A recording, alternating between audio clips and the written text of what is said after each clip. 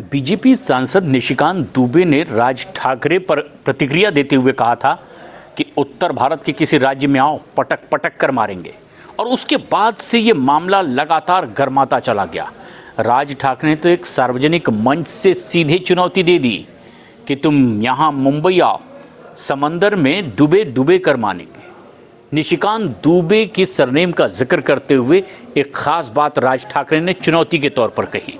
विवाद लगातार बढ़ता चला गया और अब राज ठाकरे की पार्टी के नेता संदीप देशपांडे ने बकायदा एक टी शर्ट पर लिखवा लिया।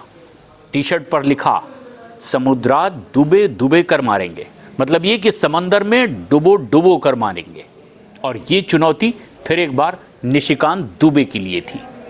दरअसल सोशल मीडिया पर निशिकांत दुबे ने लिखा, मैंने राज ठाकरे को हिंदी बोलना सिखा दिया।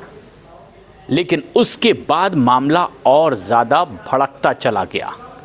जहां पर मराठी भाषा को लेकर के राज ठाकरे और उद्धव ठाकरे की पार्टी एक सुर में एक साथ आते दिखाई दिए थे, उसके बाद निशिकांत दुबे के इस बयान ने आग लगा दी और फिर ये मामला वाद विवाद में तूल पकड़ता चला गया।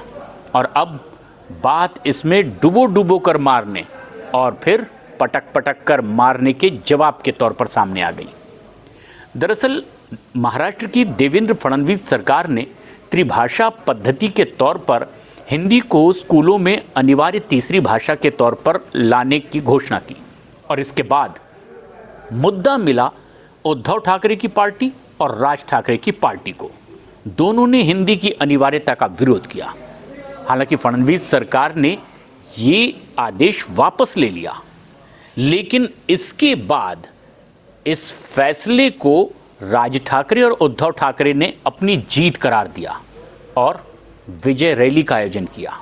और एक लंबे अरसे बाद, तकरीबन 20 साल बाद, उद्धव ठाकरे और राज ठाकरे एक साथ एक मंच पर दिखाई दिए और इसका नाम उन्होंने विजय रैली दे दिया। मतलब कि उनके दबाव में सरकार को आदेश वापस लेना पड़ा।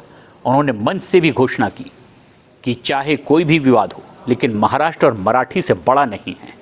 और आज जब वो एक मंच पर एक आए हैं, उद्धव ठाकरे ने कहा वो साथ आए हैं साथ रहने के लिए।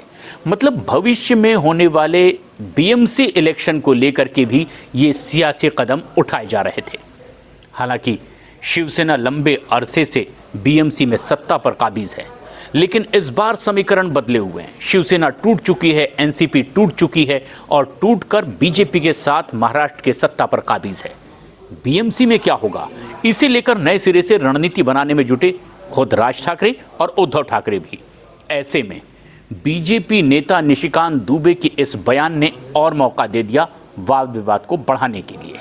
और अब ये मामला आखिर पटक पटक कर मारने और समंदर में डुबो डुबो कर मारने तक पहुंच चुका है। मामला अभी भी नहीं थम रहा। देखना यह है कि ये विवाद आगे कितना लंबा और खींचता चला जाता है। क्या महज भाषाई सियासत इसके पीछे का मकसद है, या फिर ये एक तरीके से वर्चस्व की लड़ाई?